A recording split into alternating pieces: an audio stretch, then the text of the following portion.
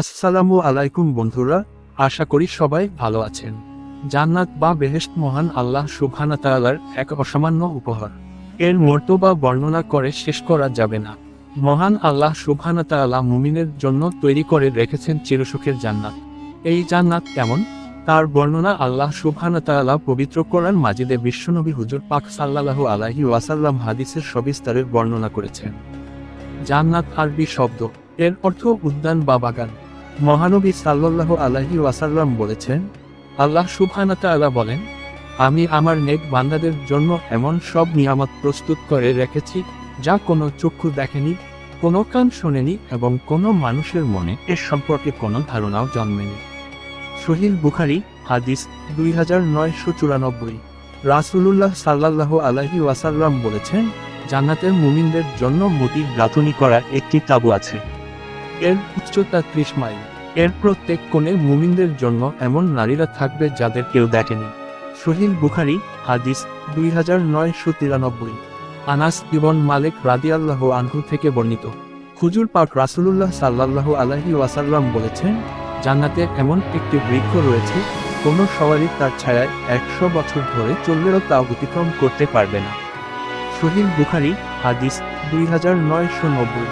আল্লাহ সুবহানাহু ওয়া তাআলা ইরশাদ করেন, হে নবী, যারা ঈমান আনে এবং সৎকর্ম করে তাদের সুখবর দিন, তাদের জন্য রয়েছে এমন জান্নাত যার পাদদেশে নহরসমূহ প্রবহমান থাকবে। যখনই তাদের ফলমূল খেতে দেওয়া হবে, তারা বলবে, এরূপ ফলই তো আগে আমাদের দেওয়া হতো। তাদের বাহ্যিক দৃষ্টিতে একই ধরনের ফলমূল দেওয়া হবে, তবে স্বাদ হবে ভিন্ন। আর সেখানে তাদের জন্য রয়েছে পবিত্র সঙ্গী, তারা সেখানে অনন্তকাল বসবাস করবে। সূরা বাকারা আয়াত 25। জান্নাতে থাকবে 4টি নদী, একটি পানির, একটি মধুর, একটি দুধের এবং একটি শরাবের। নবী করিম সাল্লাল্লাহু আলাইহি ওয়াসাল্লাম বলেছেন, আমার 70,000 উম্মত একসঙ্গে জান্নাতে প্রবেশ করবে।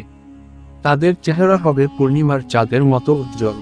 সহিহ বুখারী হাদিস 2989।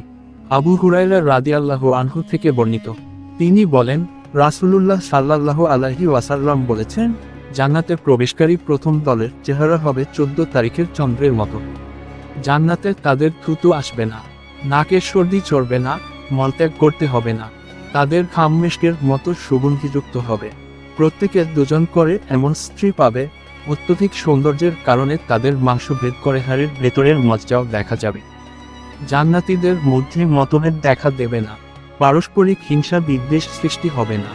সবাই এক মন এক প্রাণ হয়ে থাকবে। সকাল বিকাল তারা আল্লাহর পবিত্রতা ঘোষণায় রত থাকবে। সহিহ বুখারী হাদিস 2995। হুজুর সা আরও বলেন, জান্নাতীরা অসুস্থ হবে না, কখনো তাদের নাকের সর্দি চড়বে না, থুতু আসবে না। তাদের বাসন হবে সোনা ও রূপার, চিরুনি হবে স্বর্ণনির্মিত। তাদের আংটিসমূহ মুক্তার মতো চিকচিক করতে থাকবে। বুখারী হাদিস 2996। জান্নাতীরা হবে 33 বছরের যুবক যুবতী, দৈর্ঘ্যে হবে 60 হাত। জান্নাতীরা অতি উজ্জ্বল চেহারার অধিকারী। জান্নাতে যে ফলমূল দেওয়া হবে তা দেখতে এক রকম হলেও স্বাদে গন্ধে হবে ভিন্নতর ও বৈচিত্র্যময়। আল্লাহ তাআলা ইরশাদ করেন, তারা পরিধান করবে চিকন ও পুরো রেশমি বস্ত্র এবং মুখোমুখি হয়ে গদিতে বসবে। সূরা দখান আয়াত 53। জান্নাতি রমণীদের কোরআনের ভাষায় বলা হয় হুর। এ শব্দটি কোরআন মাজিদের 4টি সূরায় ব্যবহৃত হয়েছে। প্রথমত, সূরা দখানের 54 নং আয়াতে বলা হয়েছে, আমি তাদের আন্তলোচনা স্ত্রী দেব। দ্বিতীয়ত, সূরা তুরের 20 নং আয়াতে বলা হয়েছে, তারা সারিবদ্ধ সিংহাসনে হেলান দিয়ে বসবে। আমি তাদের আন্তলোচনা হুরদের সঙ্গে বিবাহবন্ধনে আবদ্ধ করে দেব। তৃতীয়ত, সূরা আর রহমানের 72 নং আয়াতে বলা হয়েছে, জান্নাতীদের জন্য রয়েছে তাঁবুতে অবস্থানকারিণী হুরগণ। চতুর্থত, সূরা ওয়াকিয়ার 22 থেকে 37 নং আয়াতে বলা হয়েছে, কথায় জান্নাতে থাকবে আন্তনয়না হুরগণ, যারা আবরণের রক্ষিত মতির মতো। তারা যা কিছু করত তার পুরস্কারস্বরূপ। তারা তথায় জান্নাতে অবান্তর ও কোনো পাপবাক্য শুনবে না, শুনবে সালাম আর সালাম, শান্তি শান্তি। যারা ডান দিকের দল, কত ভাগ্যবান ডান দিকের দল। তারা থাকবে এমন উদ্যানে যেখানে আছে কাঁটাবিহীন কুলবৃক্ষ এবং কাদি কাদি কলা এবং দীর্ঘ ছায়ায় আর সদা প্রবাহিত পানি ও প্রচুর ফলমূল। যা শেষ হওয়ার নয় এবং নিষিদ্ধ নয়। আর থাকবে সমুন্নত সজ্জায়। আমি জান্নাতি হুরদের বিশেষ রূপে সৃষ্টি করেছি। তাদের করেছি চিরকুমারী, কামিনী, সম্বয়স্কা। নবী করিম সাল্লাল্লাহু আলাইহি ওয়াসাল্লাম বলেছেন, জান্নাতি রমণীদের 4 রঙে সৃষ্টি করা হয়েছে, যেমন সাদা, হলদে, সবুজ ও লাল। তাদের দেহ জাফরান, মৃগনাভি, আম্বর ও কাফুর দ্বারা সৃষ্টি। তাদের চুল লবঙ্গ দ্বারা সৃষ্টি।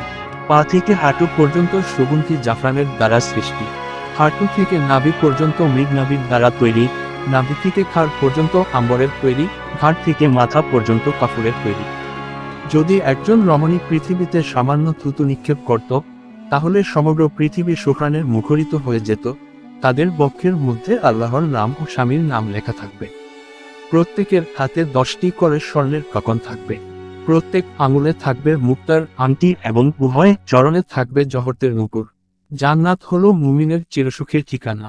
সেখানে সুখ শান্তির অন্ত থাকবে না। সুখশান্তি ও আরাম আয়েশের জন্য যা প্রদান করা প্রয়োজন তার সবকিছুই মুমিনদের জান্নাতে প্রদান করা হবে।